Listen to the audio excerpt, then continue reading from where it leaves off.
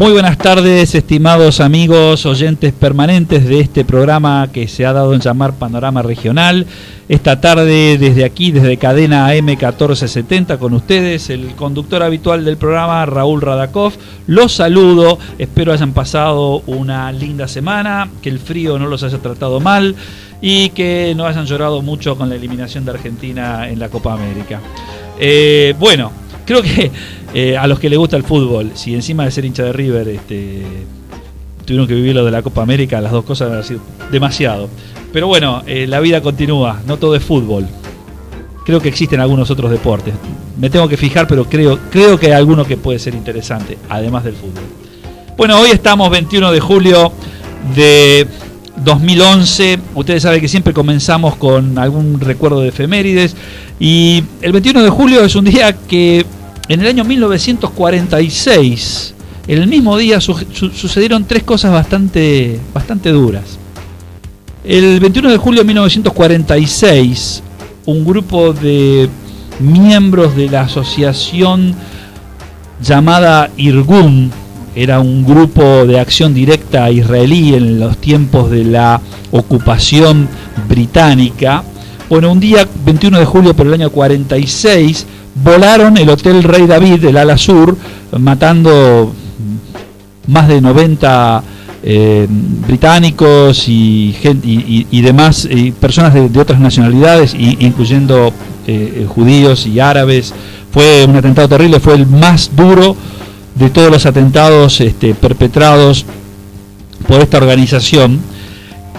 Otra cosa que pasó el 21 de julio también de 1946, ese mismo día, en la Plaza Mayor de la ciudad de La Paz, en medio de un motín popular, una revolución, lo colgaron al presidente, a Gualberto Villarruel, un hecho trágico. Y otro hecho trágico es que el 21 de julio de 1946 en San Francisco nació Domingo Felipe Cavallo, político y economista argentino. Así que ese día evidentemente no pasó nada bueno. Bueno, dicho esto, vamos a pasar hoy un programa muy internacional. Vamos a ir, primero que nada, con este fondo, ya para ponernos en clima, ¿a dónde vamos a ir? A ver, Alejandro, ¿a dónde vamos?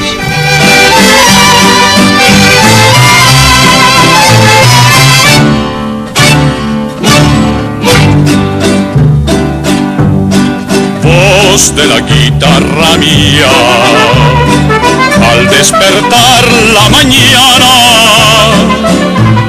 quiere cantar su alegría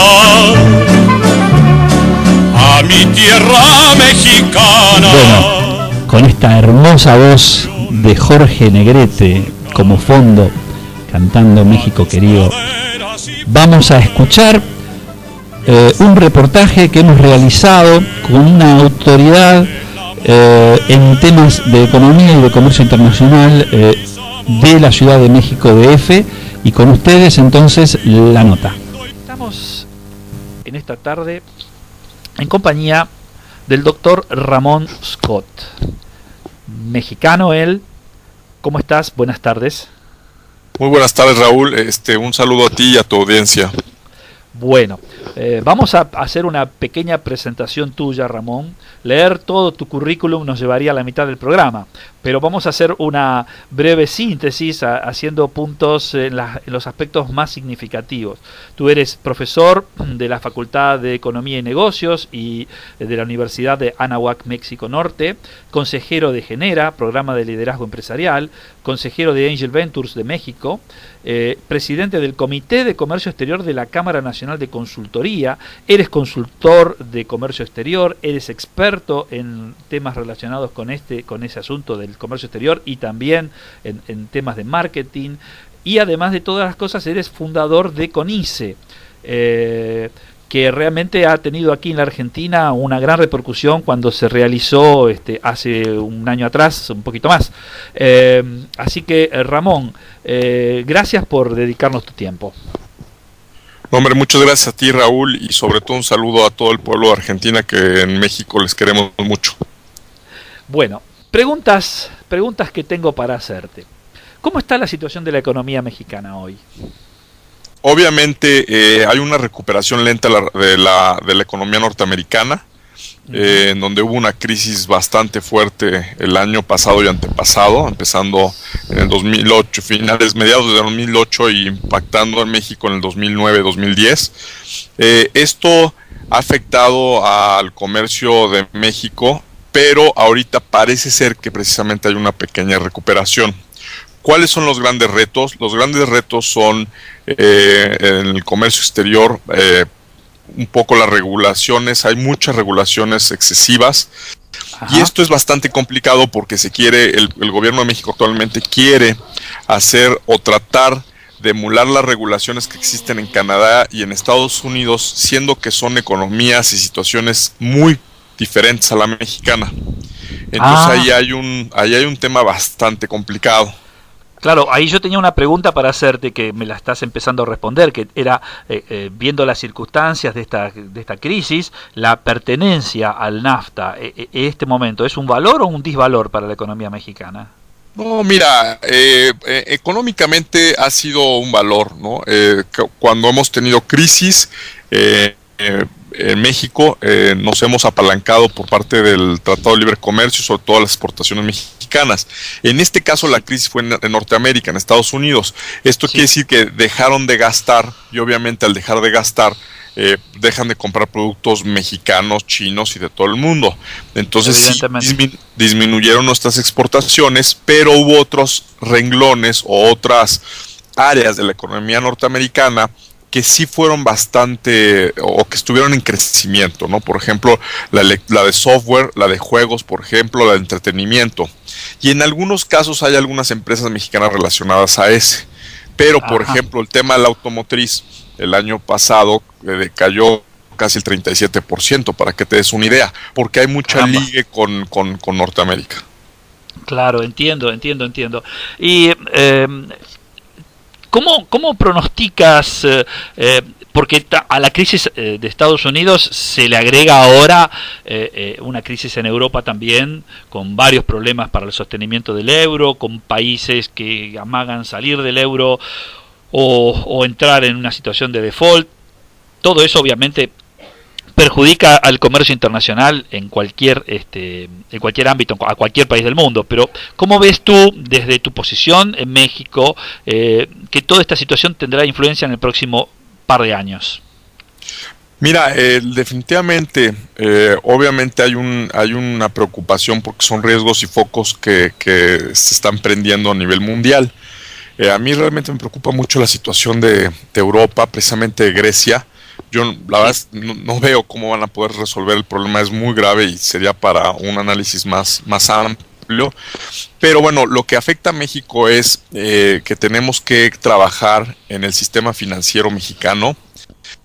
Tenemos altos precios de la energía, tanto eléctrica y derivados del petróleo, siendo que somos un país exportador de petróleo, pero recuerda que se refina. Claro. Hay un rezago y sobre todo, más que rezago, una baja calidad en el sistema educativo para los medios mandos. Hay poco financiamiento para inversión y desarrollo. Estoy hablando realmente es el 0.4% del PIB, o sea, realmente muy poco lo que se invierte eso a nivel gubernamental. También falta mucho mayor innovación, no quise que no haya, pero sí a comparación de otros países con los cuales estamos compitiendo, comparándonos, nos falta mucho mayor el desarrollo de la innovación. Necesitamos desarrollar incentivos fiscales que fomenten la inversión. Necesitamos también, que hemos trabajado durante este sexenio, en infraestructura con carreteras, puertos y aeropuertos. México está, vamos a decirlo, comparativamente con otros países, tiene bastante infraestructura, pero comparándolo con los países de primer mundo, ahí es en donde nos falta mucho camino que recorrer, ¿no? O con países asiáticos. El escalón es alto, claro, entiendo. Exactamente. Otro gran problema que tenemos es sobre el tema de monopolios y sindicatos que se ve que tienen de alguna manera estrangulado a México. Otro es el mercado laboral informal. Tenemos casi el 50% de la economía a nivel informal y esto genera una pérdida de competitividad. Ahora, el tema del mercado informal es un tema que a mí siempre me ha interesado mucho. Tú sabes, aquí, por ejemplo, en América del Sur, hay una cuestión cultural muy imbricada profundamente, que viene ya desde las raíces indígenas, digamos, Bolivia, Perú, por ejemplo, que es donde más en contacto están con esas raíces. Es casi imposible controlar el mercado informal porque hace a la idiosincrasia del pueblo. ¿Algo de eso hay en México también? Bueno, mira, puede ser eso, también puede ser un poco de, pues vamos a decirlo, de que se permite, ¿no? Hay una especie de Permisividad de mano sí, blanda. sí creo que tiene que ver con el tema de corrupción, también es cierto el Ajá. tema de piratería, por ejemplo, Ujú. ¿no? Y estas dos cosas se genera por medio también de una política que en donde, por ejemplo, aquí en México, el que está en el mercado informal no está como desempleado, sino que entra como empleo. Eso Ajá. significa que también en números, ¿no? Sí, De sí, sí. repente tenemos una tasa del 4 o 5% de desempleo, Que no es, pero no es real. bueno, más bien que hay mucho desempleo que es informal, ese es el tema, Claro, ¿no? Que claro, estamos claro. perdiendo muchos impuestos. Claro, entiendo perfectamente. Bueno, en la presentación tuya hice mención a algo que no es un punto menor, que es el hecho de que eres fundador del CONICE. Para la audiencia que no está familiarizada con esto, cuéntanos en dos o tres palabras, ¿qué es el CONICE? El CONICE es Convención Internacional de Comercio Exterior. Se realizó en México en 5 ocasiones. Se realizó alguna vez en Colombia, en Medellín, y la última vez fue en Mar del Plata en el 2010, en Argentina, en donde tuvimos una recepción bastante interesante. Ahorita los invitamos a México, a la Ciudad de México en el 2012, y lo vamos a hacer en colaboración con el TEC de Monterrey, institución académica en México, Sí. en donde vamos a promover todo el tema de negocios internacionales, pero con un enfoque diferente, mucho más, vamos a decirlo, más determinado para la industria y sobre todo para los jóvenes, o sea, esa relación o vinculación que falta mucho, ¿no? Pero qué excelente. Y dime, de la experiencia que hiciste en la Argentina, ¿qué sacas de positivo y qué sacas para mejorar? Bueno, positivo este diálogo y encuentros con empresas y con consultores, que a ti te consta que se hicieron proyectos de, de planes de negocio y consultorías directa a pymes. Eso es lo Es cierto. positivo. Lo que falta de mejorar es hasta cierto punto darle continuidad a los eventos, porque es cierto que Claro. lo hicimos en el 2010, en el 2011 decidimos no hacerlo y ahorita lo hacemos en el 2012. Entonces me gustaría formar algo para que se le dé continuidad a los eventos y a los proyectos que de ahí se generan. Ramón, tú sabes que esta emisión, Panorama Regional, es un programa que es seguido con mucha atención, especialmente por las pymes. Nosotros tenemos nuestra sede de emisión radial en una ciudad que se llama Lanús, en el sur del Gran Buenos Aires, que es la tercera exportadora justamente basada sobre pymes. Y se escucha muchísimo también por representantes de economías regionales en toda la República Argentina.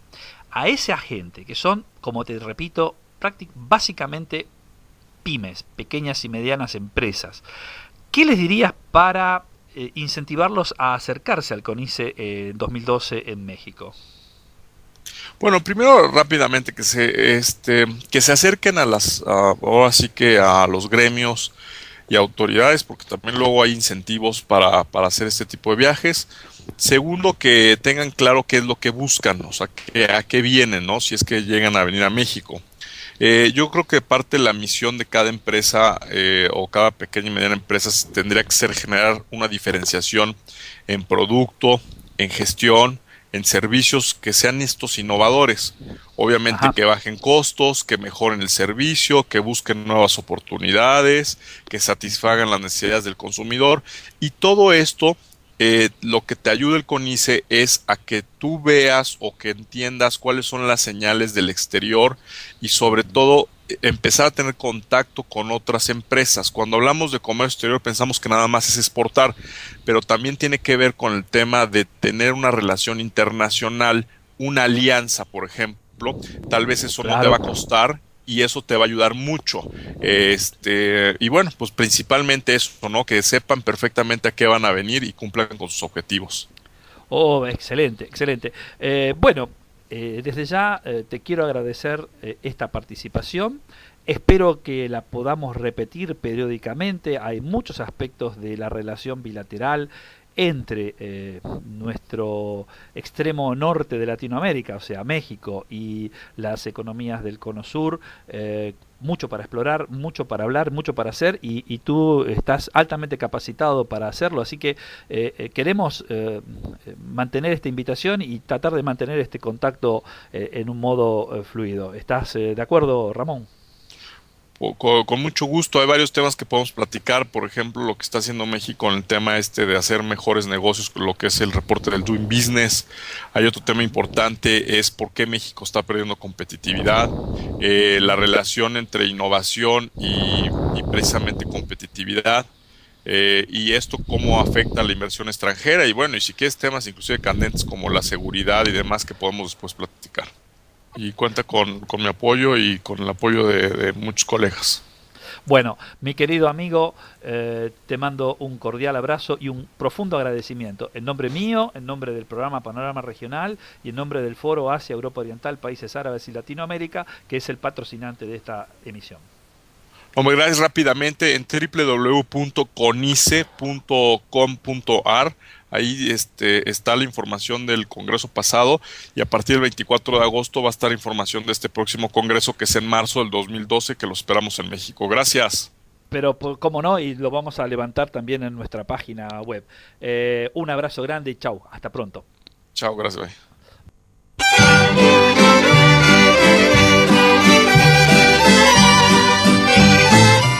Bueno, desde el México querido, espero que hayan disfrutado la palabra del doctor Ramón Scott. Va a seguir hablando con nosotros en sucesivos programas, tiene mucho para contarnos y es un hombre muy experto en todo lo que es comercio exterior e economía internacional, como ustedes habrán apreciado. Tenemos en línea a un amigo, el coordinador de nuestro Consejo Social recientemente creado y puesto en marcha. Bienvenido a la radio, Marcelo. ¿Qué tal? ¿Cómo están, Raúl? Un saludo para vos y para toda la audiencia que nos sigue a Panorama Regional. Sí, bueno, por fin tengo el gusto de poder salir en vivo para, en primer lugar, agradecer a nuestro presidente, el señor Ricardo Paván, de haber confiado esta empresa en mi persona. Y comentarle un poquito de qué se trata la Dirección General del Consejo Social, que se está conformando en estos días. Ya el 1 de agosto va a quedar conformada efectivamente, ¿no? Bueno, Marcelo, dos cositas. Primero te voy a pedir si nos hablas con un poquito de más volumen, porque está saliendo muy bajito. ¿Cómo no? Viendo también el programa y estoy conectado en una de esas, se acople. Ah, bueno, entonces nos estás viendo. Sí, sí, por supuesto, ahí como siempre. Ahí te saludamos. Bueno. Y bueno, ¿qué planes tenés para este Consejo Social? Contanos. Bueno, en principio la presidencia me encomendó la apertura de dos áreas, o sea, desde la Dirección General del Consejo Social, el comenzar con dos áreas que son minoridad y juventud, y por el otro lado el tema de tercera edad, que es lo que en el día de hoy quiero expresar. Ajá, bueno. ¿Está saliendo con delay? ¿Sale fuerte o está bien? Está saliendo muy bien, está saliendo bueno, muy bien, bueno, está saliendo muy bien. Por favor, continúa. Disculpen mi no. Bueno, la idea es realizar un evento los 20 y pico de agosto, en fecha a confirmar. Ajá. Del cual participarían por la parte, digamos, gubernamental, serán convocadas autoridades de PAMI, de ANSES, de Desarrollo Social, de la Nación y de la provincia, y también por este medio quisiera que llegue también la invitación a los directores de tercera edad de los municipios más cercanos a la capital federal, que es donde va a ser el evento, que cualquier cosa se comuniquen con la radio o con el mail de presidencia del Foro Asia Latinoamérica.org o en algún teléfono que voy a dejar en el transcurso del programa para que me ubiquen personalmente. Eso por la parte oficial. Y por la parte privada vamos a contar con la presencia del Mutualismo Argentino Confederado en la persona del licenciado Mario Joaquín Vilela, quien preside el Consejo Social. Perfecto. También vamos a contar con la presencia de la licenciada Lidia Naim, diputada nacional mandato cumplido y actual secretaria de Desarrollo Social de la Municipalidad de General San Martín. Estas dos personalidades que nos honran con su presencia dentro del Consejo, de vasta experiencia, ¿no? De más de 30 años de trayectoria en el mundo de la tercera edad, del mutualismo, del cooperativismo y todo lo que hace a lo social, para ver si podemos lograr un ámbito donde la tercera edad pase a disfrutar de su jubileo, que es para lo que se han jubilado. Claro. A ver si podemos hacer honor a la etimología de la palabra jubilación. Magnífico, magnífico. No es sencilla ni pequeña la tarea que has cargado sobre tus hombros, Marcelo.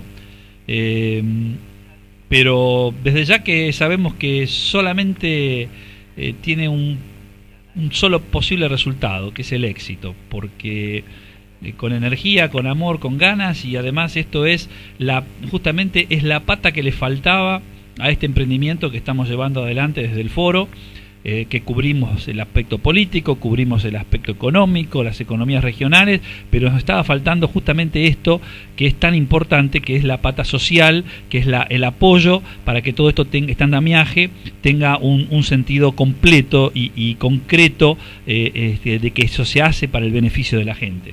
Por supuesto, siempre estamos en busca del bien en común. Yo tengo muchos años en la parte social, fui dirigente bancario, también tengo una trayectoria en mutualismo a nivel nacional, estuve en varias mutuales, fundé varias mutuales, cámaras también, y bueno, siempre en desarrollo social, fui asesor también de la presidencia de PAMI en alguna oportunidad, también estuve en el Senado de la provincia, en la parte de comercio exterior y también tercera edad, y bueno, es lo que me gusta, los chicos y los mayores, nuestros mayores, que son en otros países son tan venerados y en nuestro país no lo dejamos ni sentar a la mesa. Claro, es verdad. Lo que queremos es, desde el foro, es que ellos tengan un lugar donde tener, también quiero decir que va a estar presente la Fundación Gerontológica Argentina, que después a través del foro van a tener un asesoramiento online. Qué bueno. Consultas, para evacuar consultas de todo tipo desde las direcciones o secretarías de tercera edad de los municipios. Es un andamiaje que estamos intentando armar, como toda ONG, que pretende ser una malla de contención social para donde no llegan los brazos de la política provincial, municipal o nacional. Formidable, Marcelo. Bueno, sabes que estamos en radio y tenemos que ceñirnos. Tirano. Ceñirnos a un horario. De todas maneras, hoy zafaste con el teléfono, pero no te escapás de venir presente acá al programa para que podamos desarrollar todo esto en profundidad, ¿eh? Sí, va a ser un honor. Va a ser un verdadero honor, porque hoy fue un día estamos a full con esto, corriendo contra el tiempo, porque claro, ya comprometimos gente que sí. se agenda el evento y bueno, quisiera dejar por lo menos un celular. Sí, me lo pasás y yo después lo doy al aire. Por favor, y si no, directamente a la presidencia del foro. Por supuesto, todo el mundo se comunica a presidencia@foroasialatinoamerica.org. Mi último segundo quisiera agradecer a toda la audiencia que el día que me anunciaron en el programa anterior me inundaron por Facebook. Me inundaron de felicitaciones y la verdad tuve una buena acogida y creo que en un entorno así es imposible fracasar. Sin ninguna duda. Muy querido y muy bien recepcionado. Sin ninguna duda. Muchas gracias tanto al foro como a toda la gente que sigue Panorama Regional. El honor es nuestro por contarte entre nuestras filas. Un saludo y bueno, vamos entonces a la pausa comercial y seguiremos con este programa de Panorama Regional.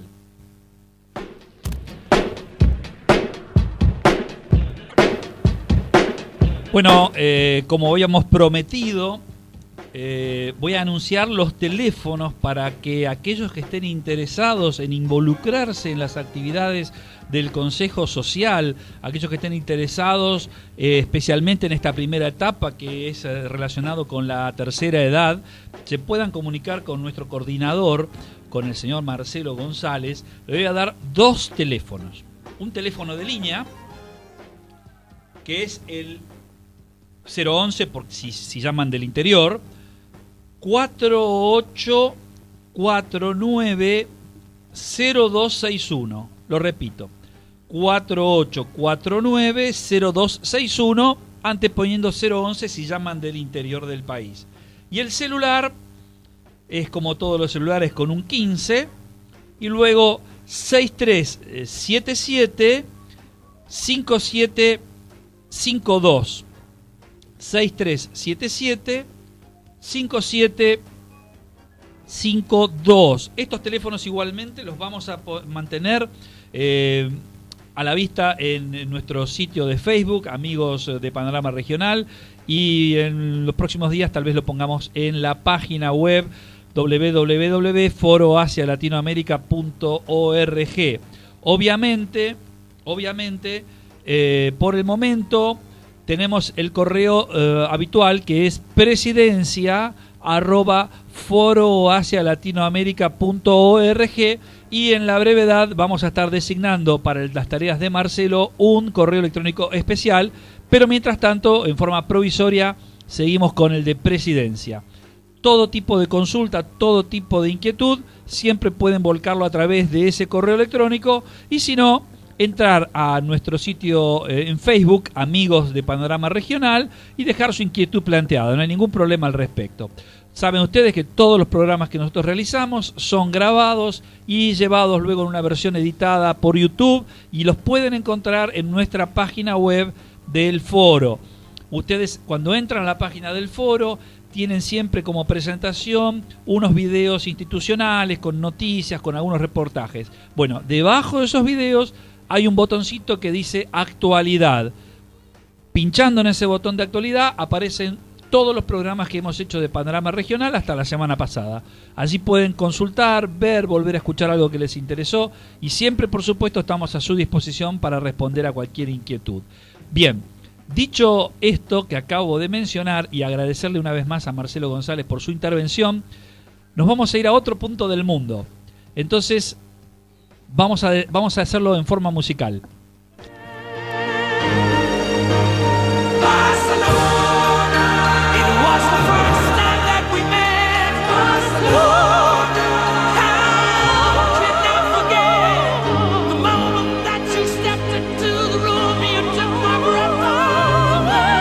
Con la inconfundible voz de Freddie Mercury y Montserrat Caballé cantando aquel hermoso tema de la Olimpiada de Barcelona, justamente nos vamos a esa preciosa ciudad del Mediterráneo, a esa pujante ciudad de Cataluña, en el Reino de España, para escuchar la palabra del ingeniero Josep Bertrand Valls, quien es académico. Ya lo voy a presentar durante la nota, pero vamos a tocar prácticamente todos los puntos fundamentales relacionados con esta crisis económica que se está viviendo en Europa, qué es lo que está pasando, por qué sucede y qué proyecciones estamos haciendo. Como la nota es muy larga, vamos a pasar la primera parte en este bloque y la segunda parte en el bloque siguiente. Así que allí vamos, a Barcelona. Estamos con el ingeniero Josep Bertrand Valls, académico de la Universidad Pompeu Fabra de Barcelona, consultor internacional, especialista en planes de desarrollo para los países que formaban parte de la ex Unión Soviética, programas de desarrollo llevados adelante por la Unión Europea, consultor también de comercio exterior, experto en marketing, autor de innumerables libros sobre el tema. Le damos la bienvenida. ¿Cómo estás, Josep? Muy bien, encantado de estar colaborando con tu programa una vez más. Bueno, aquí desde Panorama Regional te damos la bienvenida. Este es la primera oportunidad que te hacemos una entrevista y espero que no sea la última. Por supuesto. Bueno, Josep, vemos que Europa está convulsionada por la crisis fiscal, por la crisis financiera. Vemos que todos los días están tratando de inventar algún nuevo recurso para salvar la economía griega y ahora le empieza a hacer agua a la economía italiana y España ya ha tenido también lo suyo. ¿Cómo es tu evaluación desde tu posición como hombre muy entendido en la economía y muy entendido en las relaciones financieras internacionales? Bueno, estamos en un momento difícil de la economía europea y de la economía española en particular. El tema del rescate económico a Grecia probablemente sea un tema diferente al que se pueda plantear respecto al de la economía española, y no habría que mezclarlo. Ajá. O sea, la situación de Grecia yo creo que es netamente diferente a lo que está ocurriendo en España. Básicamente, en dos palabras, yo diría que la capacidad productiva de España no tiene nada que ver con la capacidad productiva de Grecia. Es decir, la capacidad de generar riqueza que tiene España no es la capacidad que tiene Grecia, con grandes diferencias, ¿eh? A este nivel habría que hacer salvedades. Pero bueno, lo que sí es cierto es que Grecia está en la Unión Europea y en la Unión Económica, es decir, claro, el euro. Y estamos compartiendo, no podemos permitir bajo ningún concepto que esta moneda, que es la nuestra, pues no funcione. A pesar de que hay muchos intereses creados para que esa moneda deje de funcionar. Yo observo continuamente unas presiones sutiles, pero subliminales, diría yo, procedentes sobre todo de los medios de comunicación ingleses. Fíjate, me resultaría difícil objetivarlo porque me gustaría poderlo hacer, pero es que cuando leo la prensa inglesa es cuando me doy cuenta de que mal dicho está esta expresión, mira que mal dicho está este comentario, y yo sospecho de que hay intereses importantes para desestabilizar esta, por supuesto, del gran competidor del euro, que es Estados Unidos, claro. Este nivel hay una expresión perdón, a este nivel hay una expresión, hay perdón, expresiones fuertes para desestabilizar esta moneda. Sí. Y hasta que el Reino Unido de la Gran Bretaña, de UK, decida que se acabó con el pound y se integra al euro, tendremos siempre estos rumores. El enemigo en casa, digamos. El euro, exacto, tenemos el enemigo en casa. Y aquí, en este sentido, hasta que el Reino Unido no entre a formar parte de verdad de la Unión Económica, que deje de conducir por la izquierda de una vez, por ponerlo en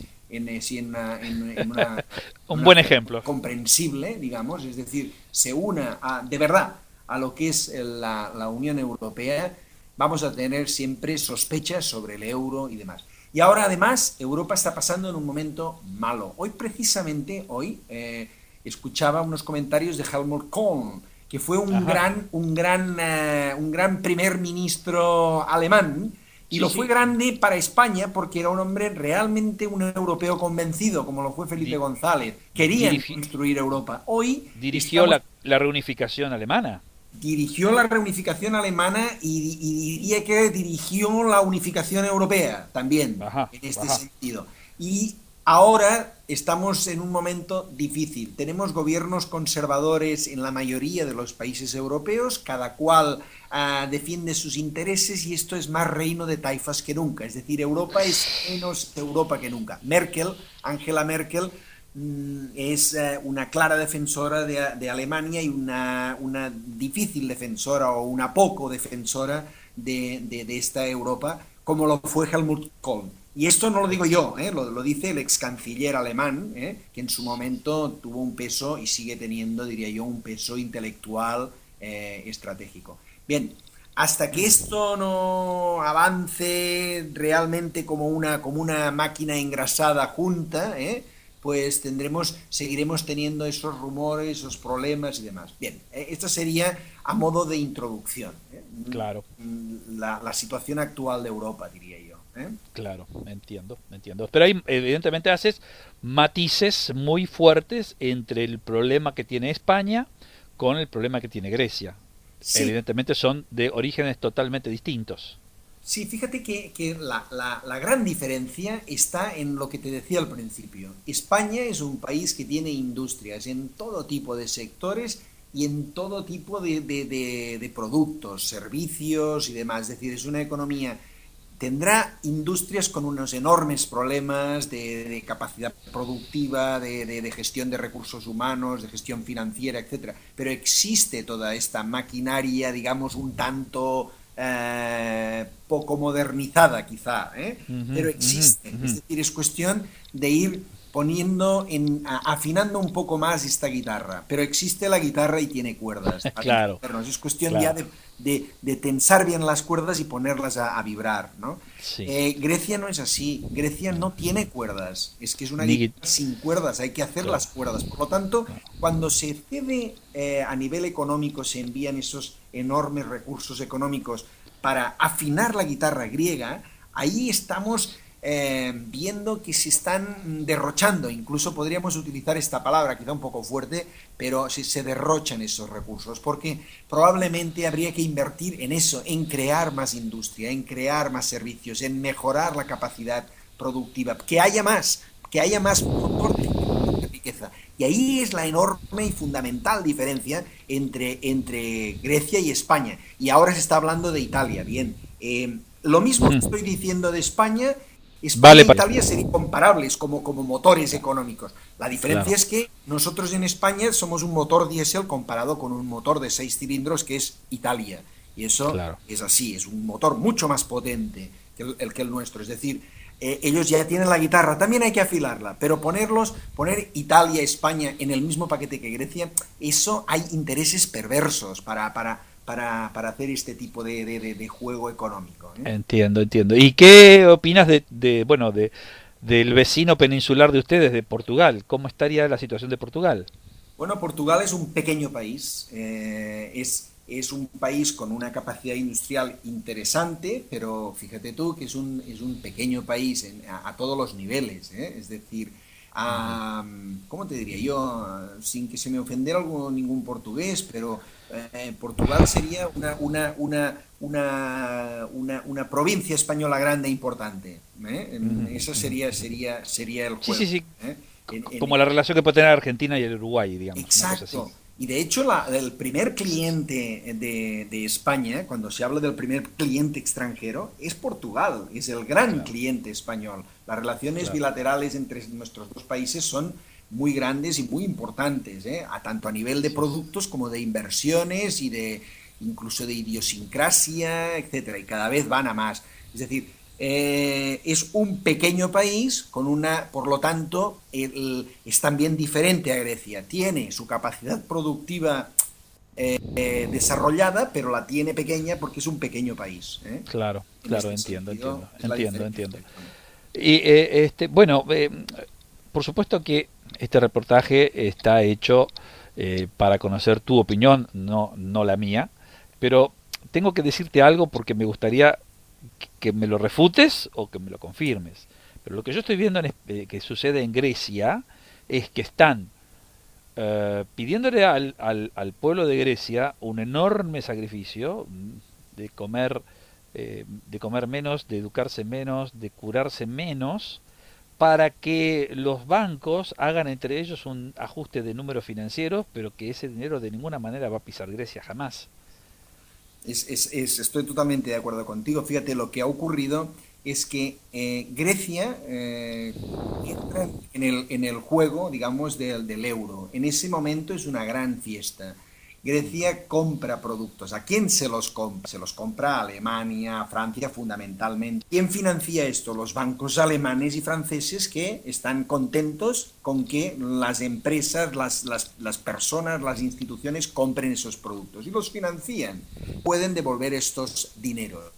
Y como no pueden devolver esos dineros, lo que hacen es pedir financiación europea para devolver esos créditos de esos productos que han comprado los griegos a esos bancos franceses y alemanes. Bien, esa sería la gran la situación en la que nos encontramos ahora. Y claro, pedirle a los griegos que ahora tengan que hacer un ajuste económico a base de suprimir derechos en seguridad social, es decir, derechos en temas de salud, de educación, eso es algo muy duro. Te diré una cosa, es muy duro, pero aparte lo estamos viendo en España también, lo están viviendo en Inglaterra. Esos ajustes económicos durísimos, créeme que son muy duros, porque estamos muy mal acostumbrados en Europa. Los españoles nos parece normal que vayamos al médico y que todo sea gratis. Nos parece normal que vayamos a la universidad y que sea una universidad de élite y que sea gratuita. Y eso es algo que no es normal, O sea que de alguna manera esos ajustes se tienen que hacer y habrá que ajustarse, porque si no hay recursos para pagar toda esa gran ventaja de ser del primer mundo, pues se tendrá que bajar todas nuestras expectativas, y lo mismo les está ocurriendo a Grecia. Hay una gran, diría yo, eso es una gran injusticia, porque claro, al final me estás diciendo hay que pagar a los bancos alemanes y a los bancos franceses para que los ejecutivos de los bancos alemanes y franceses sigan ganando sus 18 millones de euros al año, y eso al final viene de dejar de que un anciano griego no pueda cobrar las prestaciones a final de mes que le ofrece por esto. Y ahí hay algo que yo no te sé explicar, que es injusto, diría yo. Pero por otra parte, si las prestaciones ahora no tiene recursos para poderlas pagar, pues lo que nos ocurre en las economías domésticas, si no podemos pagar el ir al cine, pues esa noche no podemos ir al cine. Si no podemos pagar el comprar comida, pues tenemos que comprar menos. Y eso es algo que tendremos que hacernos a la idea de que habrá que hacerlo, pero quizá no con la dureza o con la inconsistencia de que ese dinero vaya a parar a los sueldos de un ejecutivo de un banco francés o alemán. Ahí es el punto, porque si, como tú dijiste en un principio, si ese dinero viniese a Grecia para que esa guitarra tenga cuerdas, se generen fuentes genuinas de producción, fuentes genuinas de trabajo, que paguen sus buenos impuestos, que tengan un buen movimiento y que desde ahí se recupere el dinero, me parecería muy justo. Claro, es que aquí hay otro dilema, y es que si se hace un recorte excesivo, y esto ya lo empezamos a ver aquí ahora en donde yo estoy, que es en el noreste de España, es decir, en Cataluña, si se hace unos ajustes dramáticos en cuanto a las inversiones públicas, ¿qué es lo que ocurre? Pues que no hay inversión pública. Y la inversión pública también genera trabajo, reparte riqueza al final. De manera que si no podemos acceder a que se hagan inversiones públicas y por lo tanto repartir riqueza, pues aquí volvemos a tener otro sinsentido. Pero es que si no hay recursos para hacer las inversiones públicas, bien, todo eso es lo que digamos hay que intentar resolver. Esta es la crisis. Yo creo que ahora hemos hecho ya una definición de la que es la crisis. Quizá debemos de ver ahora proponer soluciones, que no sé cuáles, bueno, podemos hablar de las soluciones, pero eso sería el gran paquete de explicación de lo que es. Sí.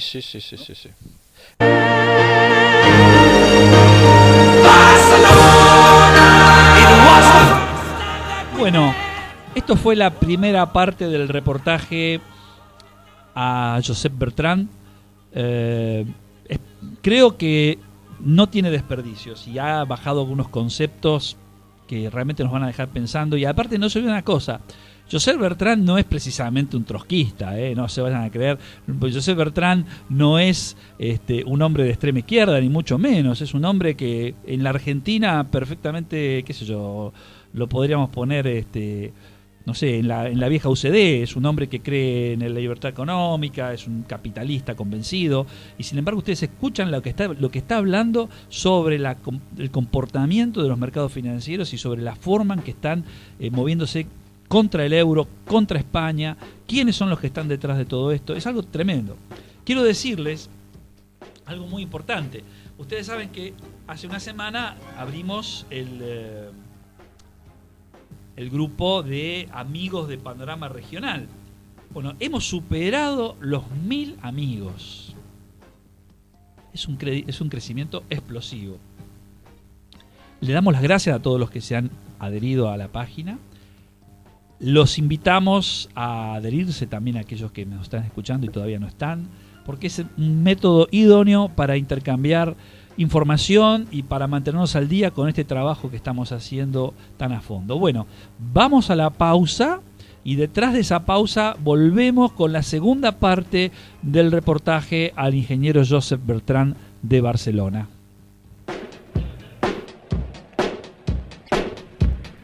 Aquí estamos iniciando la tercera parte de nuestro programa de hoy, Panorama Regional. Les recordamos, este es un programa patrocinado por el Foro Asia, Europa Oriental, Países Árabes y Latinoamérica. Nuestra página web www.foroasialatinoamerica.org.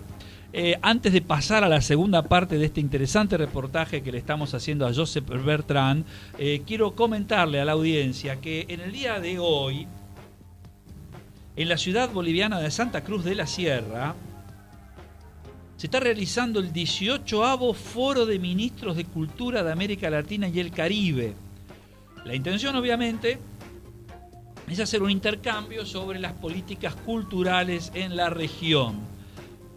A nadie le puede entrar la más mínima duda de que el desarrollo de la cultura de un país, la protección de sus raíces culturales, la elaboración de buenos planes de estudio son fundamentales para la prosperidad.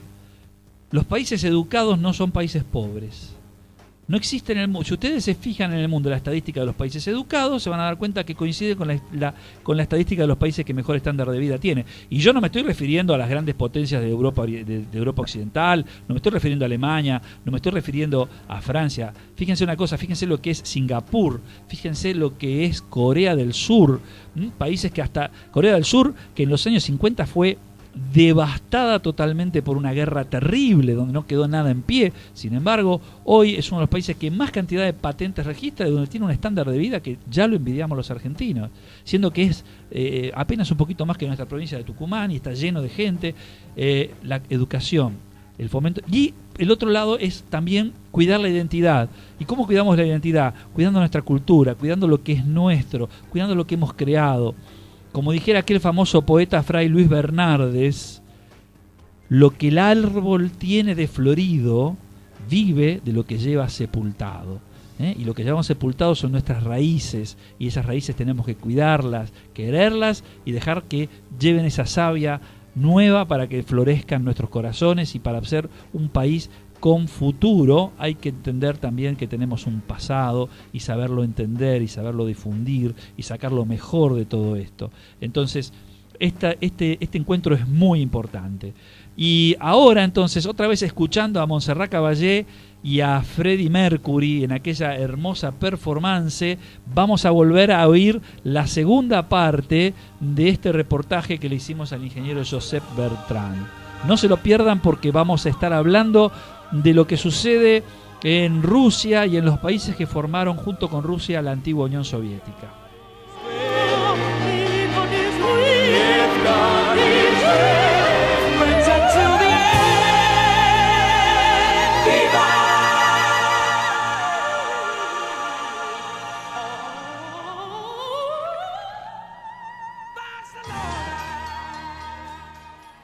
Josep, bueno, yo comentaba cuando hacía la presentación tuya, una presentación insuficiente porque ha sido así brevecita nomás, pero que tú eres consultor de los planes de la Unión Europea para el recupero y desarrollo de las economías de Rusia y de los países que formaban parte de la esfera soviética antiguamente. ¿Es así, no es cierto?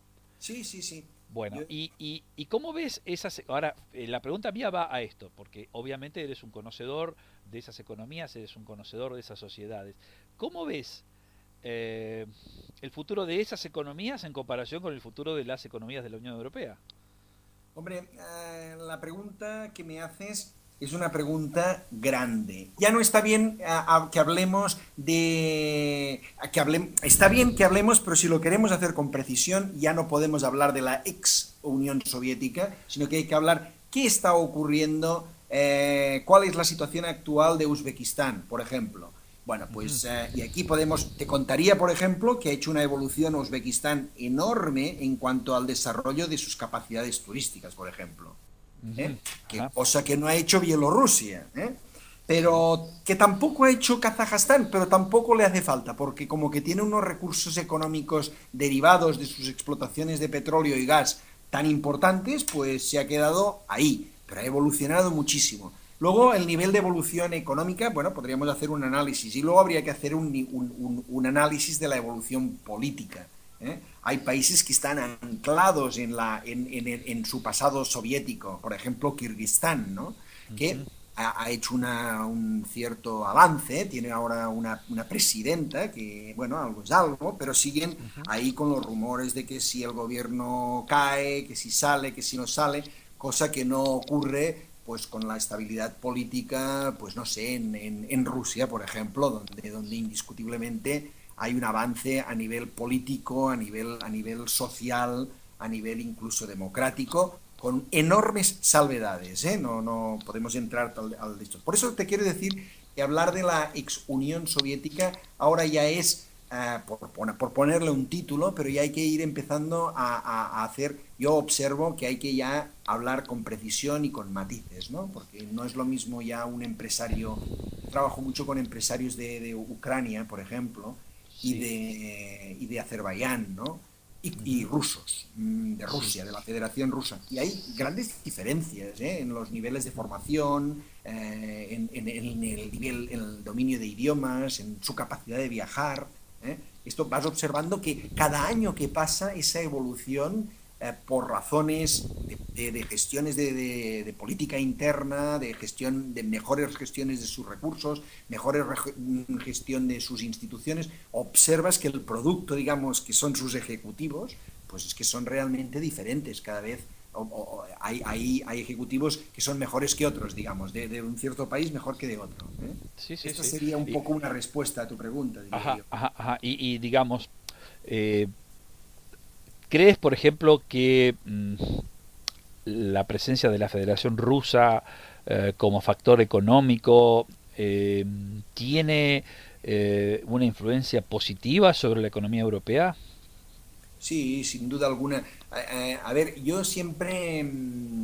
esto sí que es una pregunta personal, te diría yo. Ajá. Y mi sueño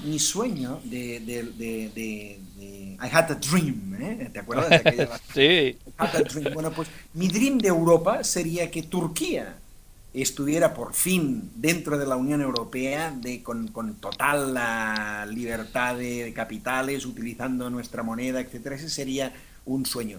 Y a ese sueño, en mi caso, le falta una pata, que es Ucrania y sobre todo la Federación Rusa. Una parte, si no toda Rusia, porque es muy grande, pero una parte que estuviera dentro de la Unión Europea. Ahí habríamos construido realmente una cosa seria, grande y fuerte, fuerte para competir, no solamente económicamente, sino a nivel social, intelectual.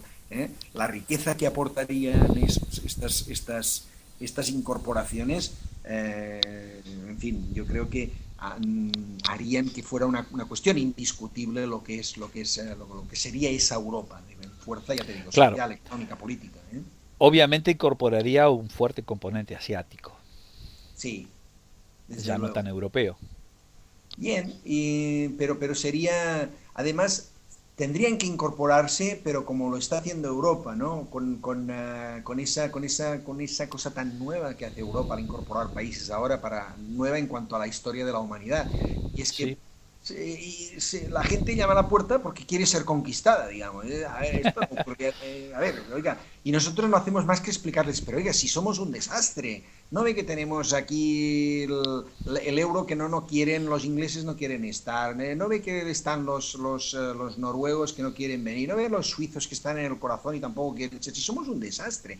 Bueno, pues siguen llamando a la puerta que se quieren apuntar. Bueno, pues ese nivel de conquista es el que yo creo que habría que aspirar. Es decir, que la gente, a pesar de todo esto, siga creyendo en ese proyecto de incorporación a las buenas, digamos, ¿no? Sí. En esa idea es como a mí me gustaría que se integrara, por ejemplo, lo que te decía, Turquía, ¿no? Un país musulmán.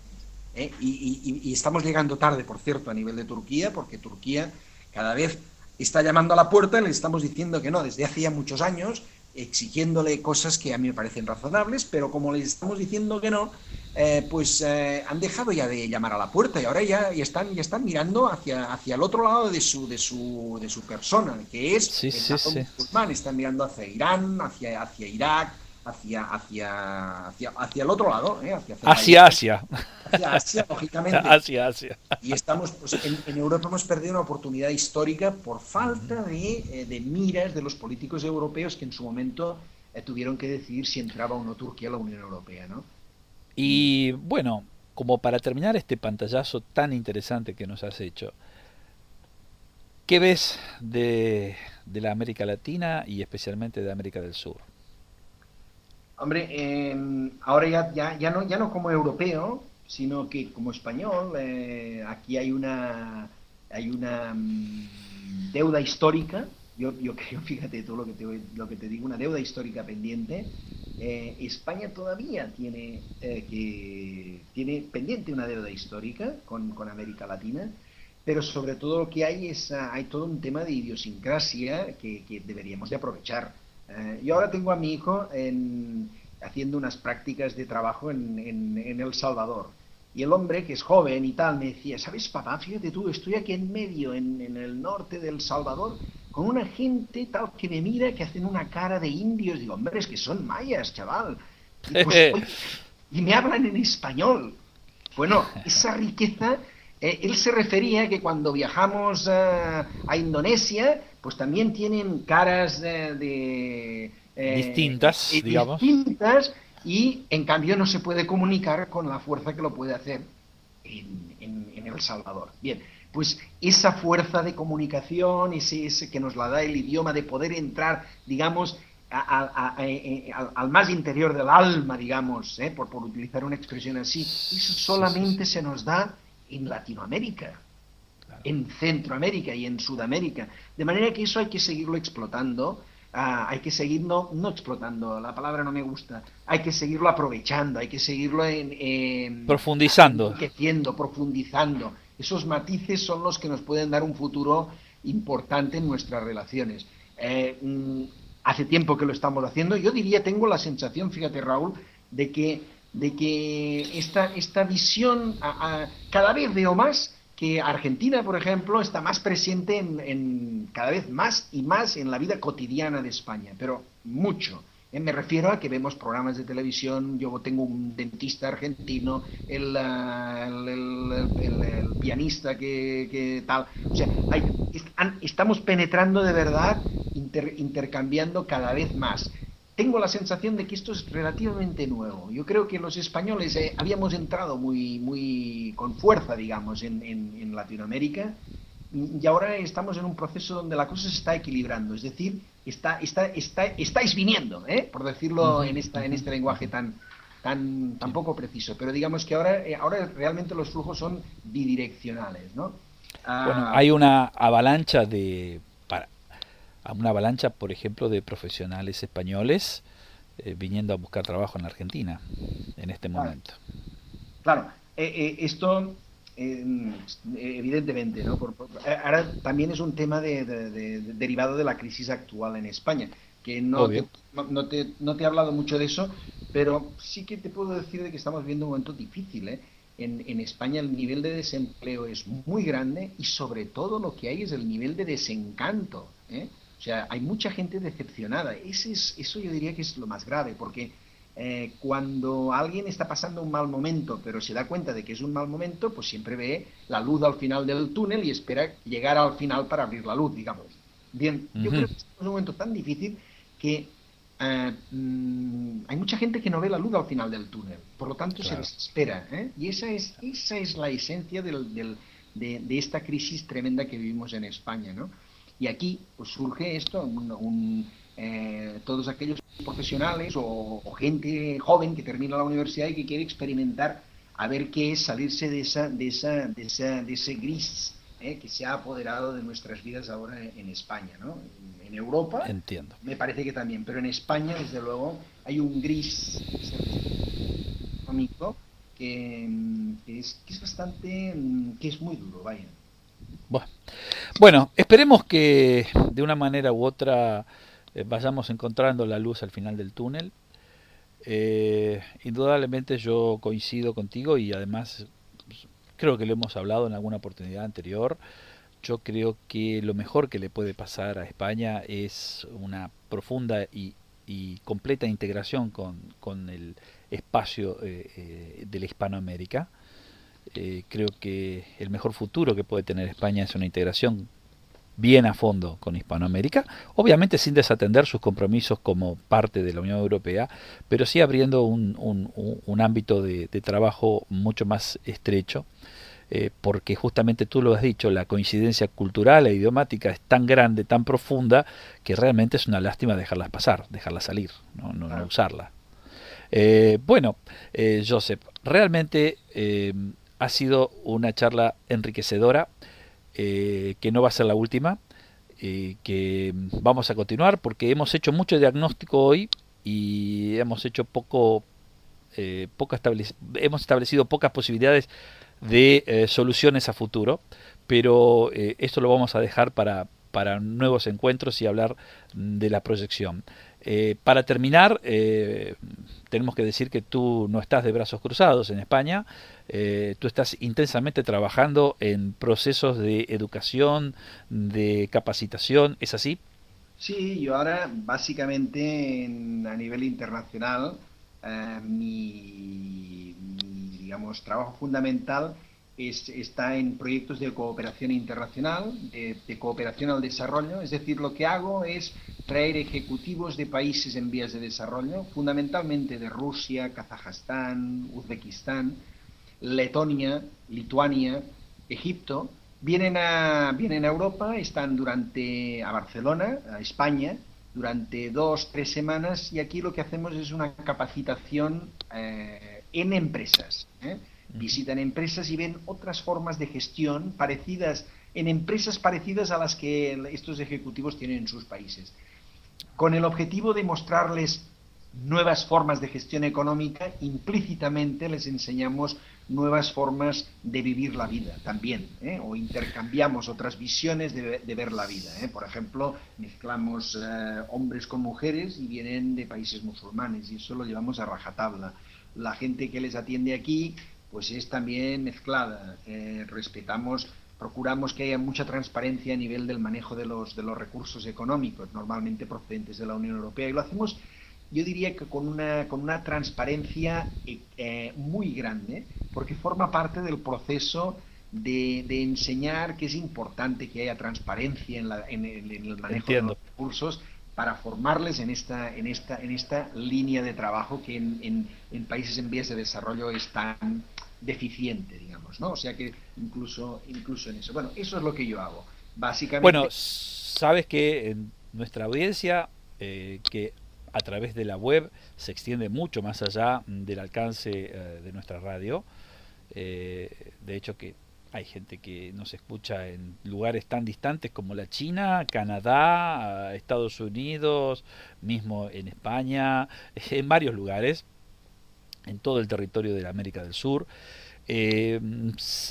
Supongo que podemos afirmar que si hay gente que estuviese interesada en participar de este tipo de organizar estas excursiones de estudio, bueno, tú estás más que dispuesto para recibirlos, ¿es así? Claro. Yo, digamos, esto iremos pensando cómo lo organizamos, ¿no? Y ahora, por ejemplo, tengo dentro de 3 semanas un grupo de ejecutivos rusos, fabricantes de maquinaria para la madera, que vienen a hacer un curso de formación. Luego tenemos un grupo de propietarios de empresas del transporte, un grupo de médicos, otra vez rusos, etcétera, que especialistas en tuberculosis concretamente. Les vamos a montar un programa para que vean cómo funciona todo el sistema hospitalario en España, etcétera. Este tipo de cosas, por supuesto que estaría encantado de... Bueno, así que si la audiencia está interesada, se pueden comunicar con nosotros a nuestra página web www.foroasialatinoamerica.org y bueno, le pondremos en contacto contigo. Muy bien, pues muchísimas gracias, Raúl. Espero que continuemos en próximas ediciones charlando sobre estos y otros temas. Por supuesto que sí. Desde la Argentina te mandamos un gran abrazo, un gran agradecimiento por tu participación. Muchas gracias.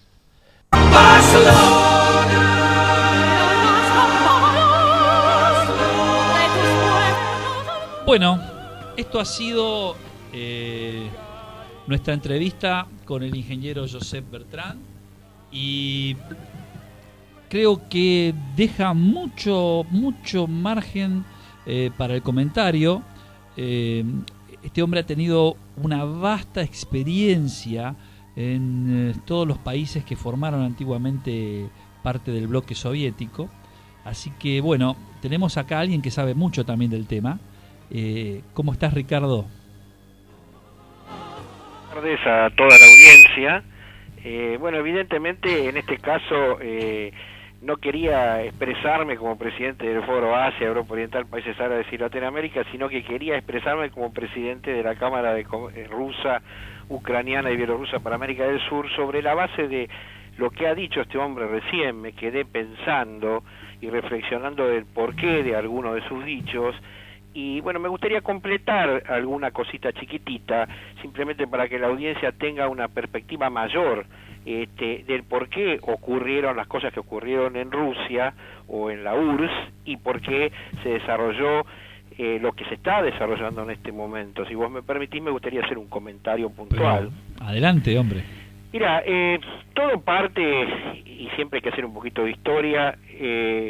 Gorbachev creo que fue un hombre que le dio al gobierno de la URSS un sentido diferente, una visión mucho más abierta, una apertura hacia Occidente, pero evidentemente el golpe de Estado del año 1991, con la caída de Boris Yeltsin y lo que fue la perestroika, organizó todo un andamiaje, como una caída de un sistema y un renacer de otro, pero que tardó un tiempo. Sí. Hubo problemas muy serios en ese momento, porque existía un organismo económico único, centralizado, que estaba en Moscú. Por consiguiente, todos estos países que ha mencionado este economista, salvo Kirguisia y Belarus o Bielorrusia, como le decimos nosotros, que son los dos únicos países dentro de este contexto que todavía se manejan con una estructura del Partido Comunista como partido único. El resto, producto del petróleo, el desarrollo, la infraestructura, ha cambiado y han intervenido las minorías étnicas y las minorías religiosas dentro de su contexto. Por lo tanto, dejaron de tener esa dependencia rusa que tenían originalmente y trataron de hacer un boom. Ahora, algunos de esos países que intentaron hacer un boom, se les fue la mano y se exageraron de las posibilidades reales que tenían. E inclusive, en lugar de armar lo que después se conoce en este momento como Comunidad de Estados Independientes, que es una organización muy interesante, que trata de unir un poco, unificar desde el punto de vista comercial, así como lo es el Commonwealth con Inglaterra, lo están haciendo los rusos con Ucrania, con Belarus y con otros países. Están tratando de armar una organización.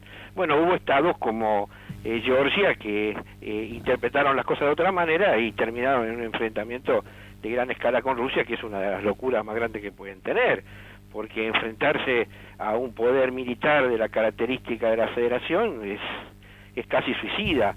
y tal vez se dejaron escuchar, así como muchos de nosotros en algún momento, o algunos países europeos escucharon las voces del Fondo Monetario Internacional, han escuchado la sinfonía inconclusa de la Unión Europea en cuanto a chusearlos para que hagan una movida que les terminó saliendo bastante mal.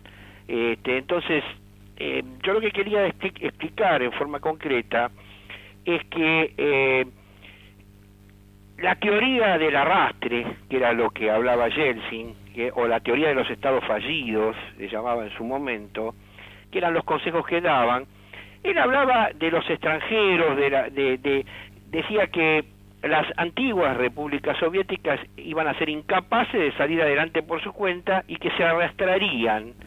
Por eso es que él consideraba que se las tendría que volver a aceptar dentro del seno. Eso fue uno de los errores más grandes de Yeltsin y fue lo que les originó la caída.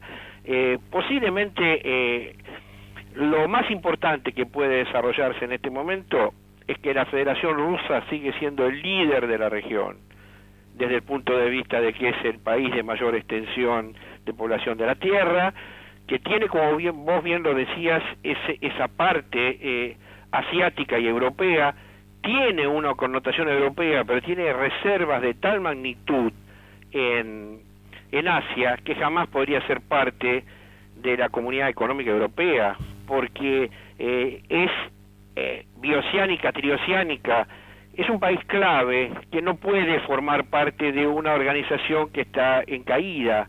Los rusos están en subida, no les conviene a ellos en ningún momento formar parte de la Unión Europea. Sí les convendría tal vez algún tipo de alianza estratégica, pero siempre y cuando esa alianza estratégica no tenga que ver con la OTAN y con los misiles apuntando hacia Rusia. Obviamente. Entonces, evidentemente... Nadie hace arreglos amistosos con alguien que te apunta con un cuchillo en la garganta. Por supuesto. Entonces, Rusia, Europa depende de Rusia por el gas, depende de Rusia por el petróleo. Rusia no es parte de la OPEP, pero respeta los precios petroleros, es el primero o segundo país de reservas en el mundo de petróleo. Yo creo que supera inclusive a Arabia Saudita. No lo dice por una conveniencia de tipo estratégico. Ricardo, si me perdonás, sobre el Ártico. Si me perdonás, sí. La Federación Rusa es el primer productor mundial de petróleo. Claro. Es el primer productor mundial de oro y es el primer productor mundial de diamantes. Sí, sí, sí.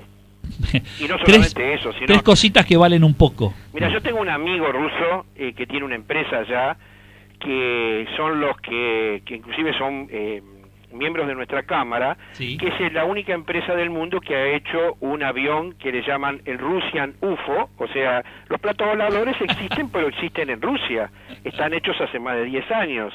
Había un prototipo de 40 personas y ahora están haciendo un prototipo para 200 personas. Andan, son redondos, tienen la forma de un plato volador, tienen ruedas y bajan casi como un Harriet, pueden aguantar 850 kilómetros de velocidad de viento de frente, pueden andar en la Antártida y su consumo no es el consumo natural que tiene un avión común, sino que lo hacen a gas natural. Entonces, esa empresa y este hombre tiene en Siberia, solamente entre sus diferentes puntos de vista y de explotación, tienen 3.000 kilos de platino por día de producción. Impresionante. Nada más. O sea, pensar en Rusia como parte de la Unión Europea, y ahí no coincido con el economista. No, yo tampoco. Es un error catastrófico. No, y sería parte de lo que Yeltsin quiso hacer, claro, y se cayó por eso. Pero lo que dice Josep no es que él... No, lo escuché perfectamente, solamente en eso diciendo... Claro, él dijo, I have a dream, él dijo como que le gustaría, como que es un sueño de poder ver, creo que es un sueño pacifista, de integración, pero bueno, está muy alejado de las posibilidades reales. Sí, porque Kazajstán, Kurdistán, Kirguisia, inclusive habría que tomar en cuenta Armenia también como parte de lo que fue eso, Asia Central, Europa Oriental, el Asia no tradicional es algo mucho mayor que Europa. Por supuesto. Ricardo, te propongo una cosa, te propongo que vayamos a la pausa. Sí, dejemos la pausa y esto dejemos por otro momento porque me gustaría escuchar la entrevista del brasileño y después volver a llamar. Exactamente, te iba a decir, podemos hacer una conclusión juntos detrás de la última entrevista. Claro, pero quería hacerte mención a esto, vos mismo me lo sugeriste porque... Hay que machacar en caliente, claro, si no pasa el tiempo, seguro. Hasta el próximo bloque. Seguro. Bueno, te espero al final del próximo... que hable el brasileño. Adelante. Bárbaro, gracias. Vamos a la pausa.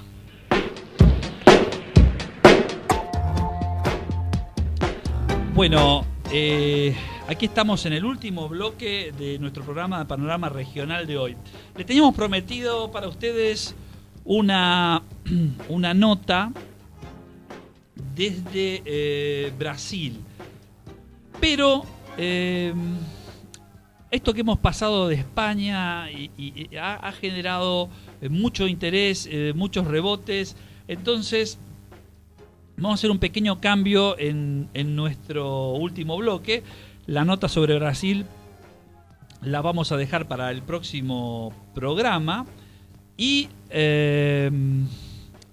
aquí vamos a tener una charla con Ricardo Paván y con Julio Afif, que son ambos los dos destacados integrantes del foro y que tienen experiencias personales muy importantes que pueden compartir con nosotros. Bueno, estoy esperando justamente que entre al aire Julio Afif.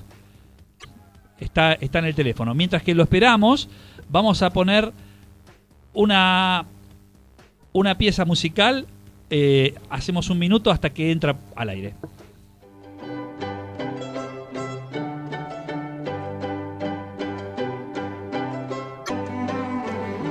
Hola, Julio Afif, ¿cómo estás? ¿Cómo estás, Raúl? Bien. Julio, te pido que le des volumen a tu voz porque están saliendo un poquito bajos, si no. A lo mejor es porque estoy cerca de la computadora. No creo, no, es que hoy pasa algo con los teléfonos, están saliendo un poquito apagados, no sé qué problema es, así que colabora de tu parte dándole buen volumen a tu voz. Bueno, me contaste que vos participaste de un evento donde se discutieron muchos temas de los mismos que estamos hablando aquí con el ingeniero Josep Bertrand Valls. Bueno, por favor, empezá a contarnos un poco de tu experiencia. Bueno, representando al embajador del Líbano, ¿sí?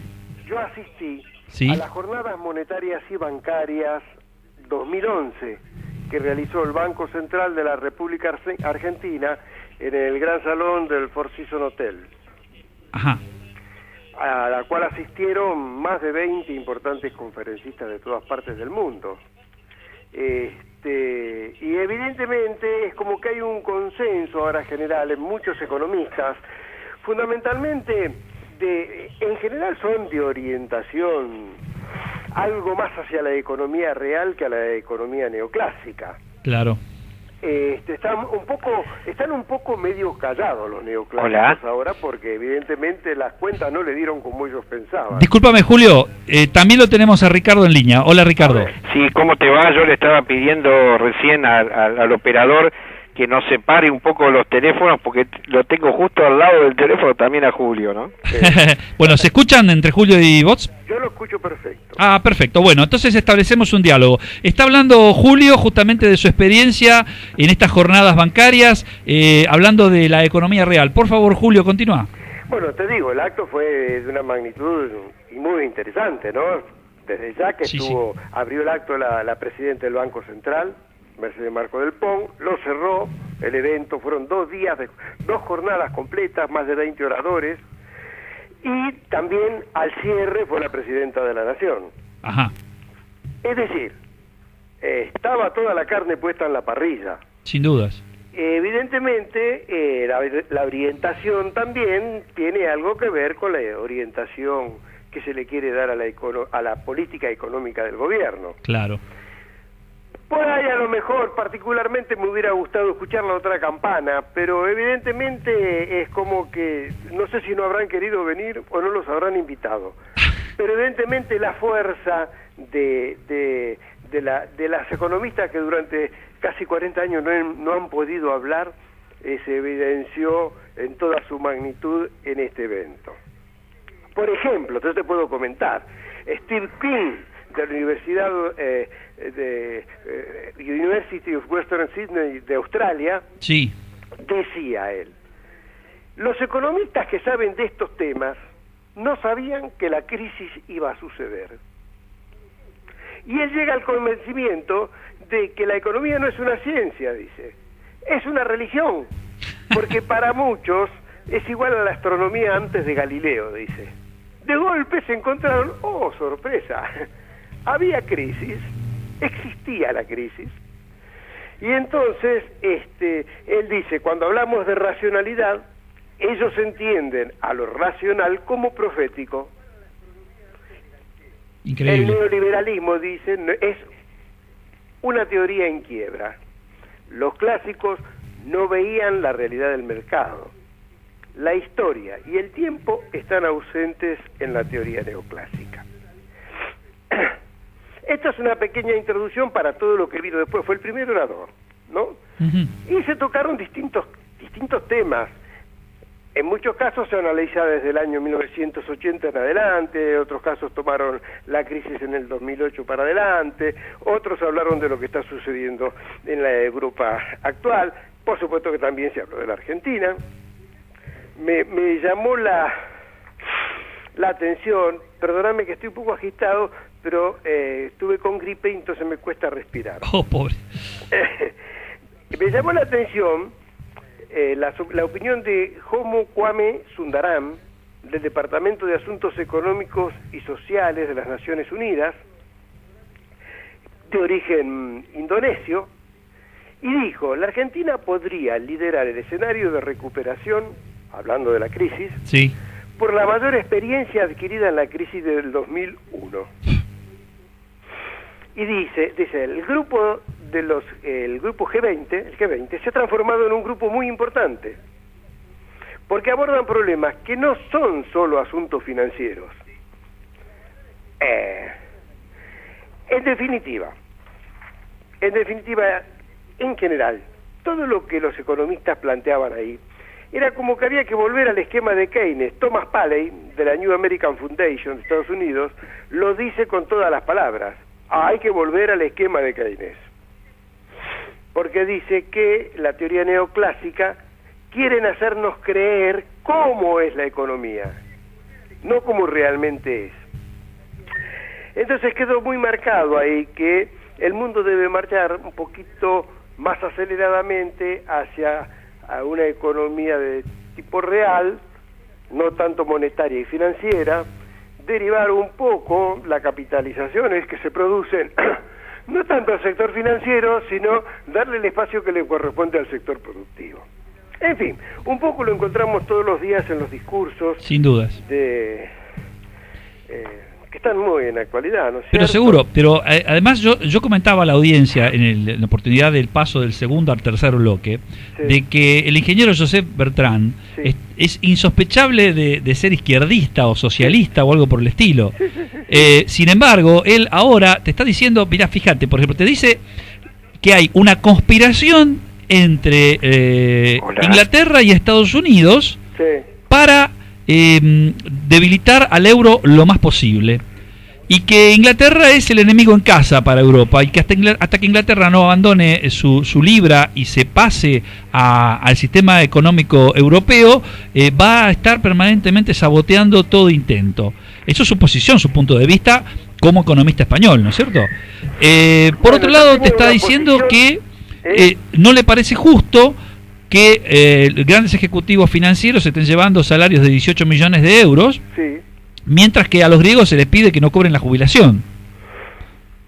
Bueno, eso es uno de los eso más o menos, yo creo que de los 20 oradores ahí lo dejaron entrever 10 por lo menos. Bueno, espera, vamos a preguntarle a Ricardo a ver qué opina de esto que estamos hablando. Bueno, Raúl, vos estás tocando y Julio está tocando un tema que hace muchos años es motivo de debate dentro del foro y dentro de las estructuras de las diferentes cámaras y diferentes grupos que nosotros tenemos. Es un tema tan grande que yo creo que habría que coordinar con Julio para hacer un programa especial exclusivamente de esto. Me parece una excelente idea. Sí. Me parece una excelente idea. Yo creo que lo que estamos haciendo ahora es un poco así como leer el índice del libro y hacer una pequeña introducción para despertar el apetito. Sí, ahora sobre lo que dijo Julio, la transmisión de lo que estos dos economistas a los cuales hizo referencia comentan, y el tema de Keynes también, me hace reflexionar sobre lo siguiente. Muchas veces hay gente que por diferentes cuestiones no son agradables a los oídos lo que dicen, porque están fuera de un contexto político, dentro de una estructura, pero este hubiera sido un tema extraordinario. Mirá que te voy a decir una barbaridad, justamente yo que no tengo nada que ver con el neoliberalismo de ninguna manera. Este hubiera sido un tema ideal para Álvaro Alzogaray, porque él hablaba de la economía social de mercado, y hay gente que se reía de lo que era la economía social de mercado. Y en este momento lo que hay es justamente un ataque a lo que sería el estilo norteamericano de economía, tan trágico, tan duro, tan agresivo, tan virulento, tan violento con el hombre, y también su principal socio, Inglaterra, porque no nos olvidemos que nos guste o no nos guste, desde Londres se maneja mucho de lo que es el esquema bancario internacional. Lo que pasa es que hay un mundo real y un mundo ficticio. El mundo ficticio es el que nos hacen creer que existe, y el mundo real es el que no vemos. El mundo real tiene a las finanzas, a los financistas y a distintos grupos políticos del mundo, que son los que manejan el tablero de ajedrez de lo que es la Tierra. Ellos son los que dictan las políticas a seguir, a dónde se hace una intervención militar, a dónde se da dinero, a dónde no se da dinero. Entonces existe algo que está por encima de las naciones, por encima de las filosofías políticas, y tiene que ver con intereses, que son los que llevan adelante todo este tipo de cuestiones. Ese mundo de intereses es el que está en crisis, porque la crisis principal está que el hombre no acepta más esa imposición, porque no puede ser no solamente que haya gente que cobre $100.000 por mes cuando se le pide a los griegos de que aumenten sus jubilaciones a 65, 70 años. Hay que pensar que hay campamentos de refugiados en el mundo que tienen, como en Kenia, que tiene 280.000 personas, que hay muertes todos los días en miles de personas, miles de chicos que están muriendo de hambre. Entonces, este mundo loco, donde el dinero es el rey, está equivocado. Y se está yendo en contra de la gente, y eso algún día se va a terminar mal, porque la Revolución Francesa ahorcó gente, aunque después fue casi un gatopardismo, porque muchas veces el dinero cree que maneja los intereses, que maneja el mundo, que maneja las armas, que maneja todo, pero lo que no maneja es a Dios. Y entonces no se sabe, nunca se va a saber qué es lo que puede pasar acá. Todas estas cosas locas que están pasando, que hay explosiones por todos lados, eso es la mano del hombre, que está haciendo locuras, que está afectando al medio ambiente, y todo eso tiene que ver con las finanzas, porque atrás de las grandes corporaciones, de las grandes empresas y de los intereses y de las invasiones que hay a determinados lugares por el petróleo, están estos hombres que son los que manejan todo. En una época, en la década del 70, hablaban de la Comisión Trilateral, de una serie de personajes. Bueno, eso existe. Lamentablemente no se puede hablar. Julio, sí, por favor, Julio, adelante. Hola. Sí, Julio, adelante. Lo que pasa es que ahora estamos en momentos en que tenemos a la vista las consecuencias. El tema es que exista algo de racionalidad en la economía para que durante la generación de todo lo que es el sistema, el movimiento económico, la distribución de la riqueza sea de una manera equitativa entre todos los factores de la economía, entre todos los factores actuantes en la economía, que cada uno tenga la retribución que le corresponde, y no que solamente las ganancias se las apropie el sector financiero. Pero, a ver, yo estoy un poco entusiasmado, tal vez estoy un poco eufórico con todo lo que escuché en estas conferencias, porque me gustaría que vos que me indujiste a que lo publique, me gustaría que vos releyeras nuevamente aquel artículo que yo escribí sobre las razones de la existencia del foro. Bueno, está en la página principal, eso lo podés leer, porque está todavía. Ese artículo está permanentemente y le podemos invitar a la audiencia que lo lea. Por eso para mí esto es música, lo que yo me tocó escuchar en estos días, después de haberlo escrito no sé si hace 3 años, 2 años o 3 años, y escucharlo ahora, que los más grandes economistas del mundo vienen a la Argentina en el foro más importante tal vez que exista, uno de los foros más importantes de economistas del mundo, y vengan y hablen de algo en lo que tal vez no exactamente, pero evidentemente en ese artículo yo estoy orientando la economía hacia la producción, hacia el sector real, no hacia el sector financiero. Entonces, ¿cómo no me va a entusiasmar de golpe encontrarme frente a un acontecimiento de esta naturaleza? Y no estoy haciendo política en esto. No, bueno, no. Que durante 40 años yo no podía yo no escuchaba hablar. Es como que les habían vendado la boca intelectualmente a los economistas que pensaban de esta manera. Lo único que escuchábamos eran a los Chicago Boys.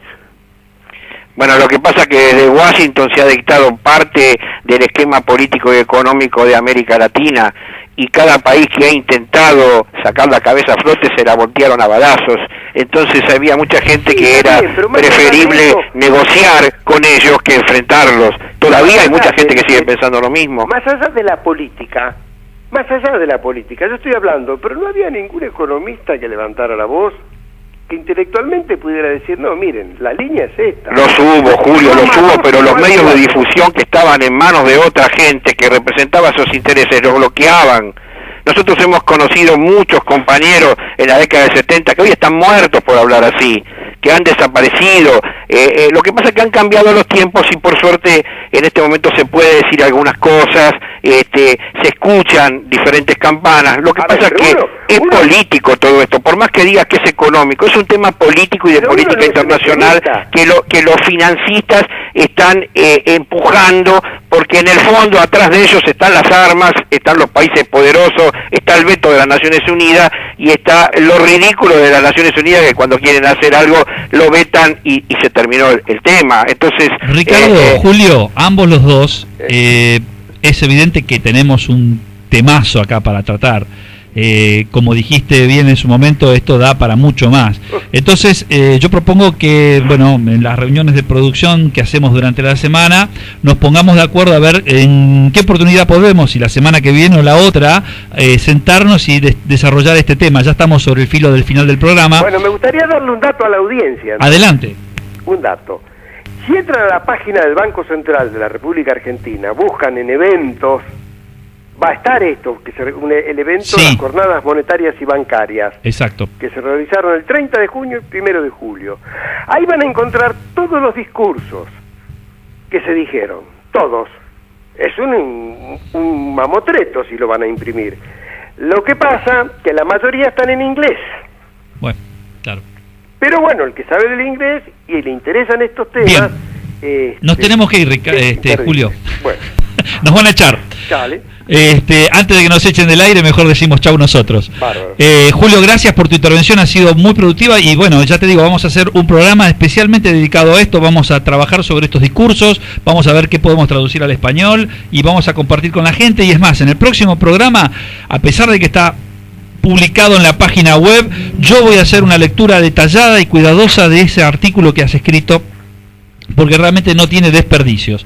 Bien, a los dos muchas gracias por la participación. Ricardo, un abrazo. Julio, otro. Aquí estamos terminando nuestra participación de Panorama Regional de este día 21 de julio. Ha sido un programa sin desperdicios. Quien les habla, Raúl Radakov, le da las gracias a todos ustedes por compartir este tiempo con nosotros. Les recuerdo buscar información en la página web www.foroasialatinoamerica.org y en 48 horas van a estar a su disposición en esa página este programa grabado y listo para ser oído en una versión editada. Muchas gracias por todo, que tengan ustedes muy buenas noches. Hasta la semana que viene.